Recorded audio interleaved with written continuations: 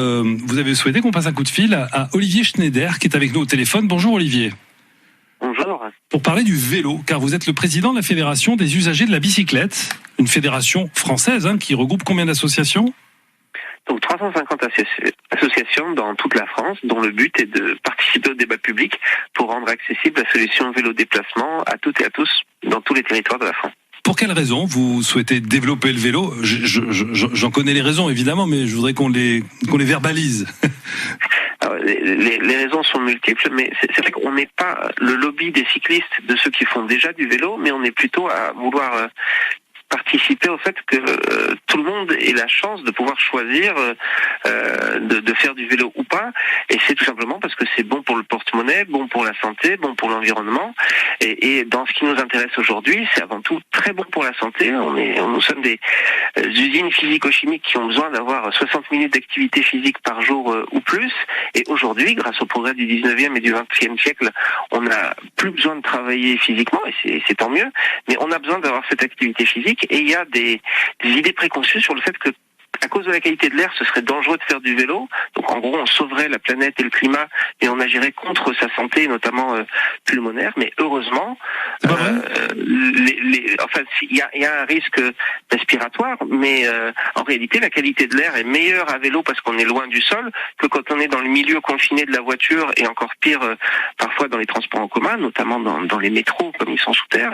Et donc le rapport entre le bénéfice d'avoir d'activité physique et le risque d'inhaler un peu plus d'air parce qu'on fait un effort physique est très favorable. Les risques sont 20 fois inférieurs aux bénéfices. 20 fois ? Ah oui, c'est quand même énorme. Qu'est-ce qu'il faut faire aujourd'hui pour que le vélo se développe ? Alors vous avez un regard national, vous voyez toute la France. Nous on est dans une zone ici sur le Vaucluse où le vélo est roi quelque part, puisque tout le monde adore le Ventoux, tout ça. Mais bon, quand on regarde concrètement les routes, c'est assez difficile de faire du vélo ici. C'est vrai que partout en France, en gros, qu'on soit en milieu rural ou en ville, il y a environ 30% des déplacements qui font entre 1 et 5 km. Je ne parle pas des déplacements de domicile-travail, mais de tous les déplacements. D'accord. Et donc finalement, le vélo pourrait avoir une place importante partout. Et là, on est en train de mener une grande enquête. Si vous tapez sur votre moteur de recherche le baromètre des villes cyclables, vos auditeurs peuvent y répondre. Et on demande aux cyclistes de quoi ils ont le plus besoin. Et il y a 2 ans, à la même enquête, ils nous avaient dit massivement, on a besoin de pistes cyclables pour pas se faire écraser et de stationnement vélo pour pas se faire piquer les vélos. C'est pas si compliqué que ça, au fait.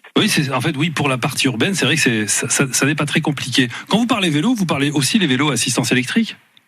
Alors tout à fait, et justement les vélos assistance électrique sont aussi excellents pour la santé parce que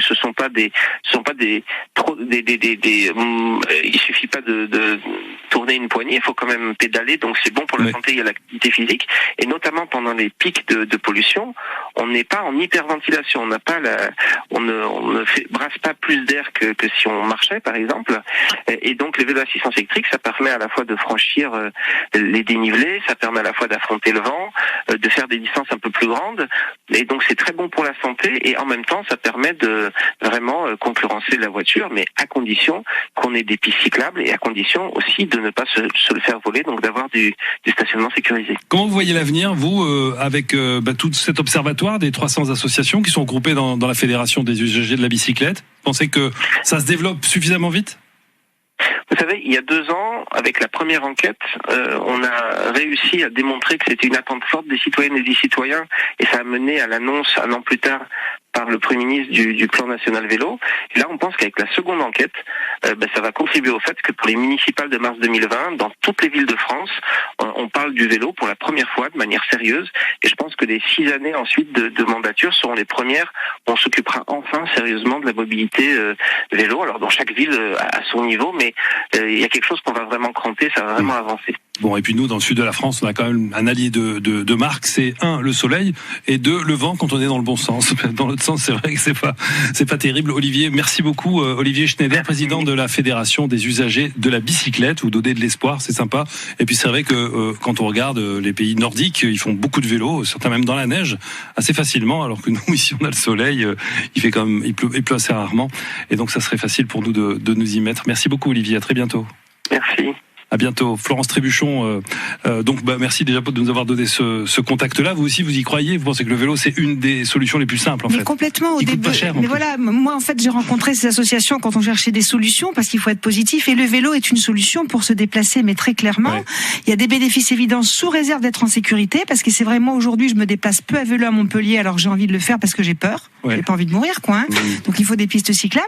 Et puis, ce que disait Olivier Schneider, qui est très important, et l'OMS l'a dit, c'est qu'une activité physique régulière diminue tous les risques de maladies que j'ai évoqués précédemment. D'accord. Moins de cancer du sein, moins de cancer du côlon. Regardez notre technicien comme il est beau. Moins d'accidents cardiovasculaires. Ah oui, c'est génial. Voilà, on a Gaël qui a mis son casque de vélo, son gilet jaune. Vous savez comment on appelle ça? Quelqu'un comme vous, on appelle ça un vélo-taffeur. C'est quelqu'un qui va au vélo en bossant. Voilà, exactement. Et puis il habite pas à côté, hein. Il traverse il change de département et de région même. Et il y a une solution, même quand on vient de loin. On parlait des TER tout à l'heure en aparté. Eh bien, on prend le TER avec son vélo et après on finit en vélo. Donc c'est pour ça que c'est assez simple dès lors que les solutions pratiques sont à disposition. Florence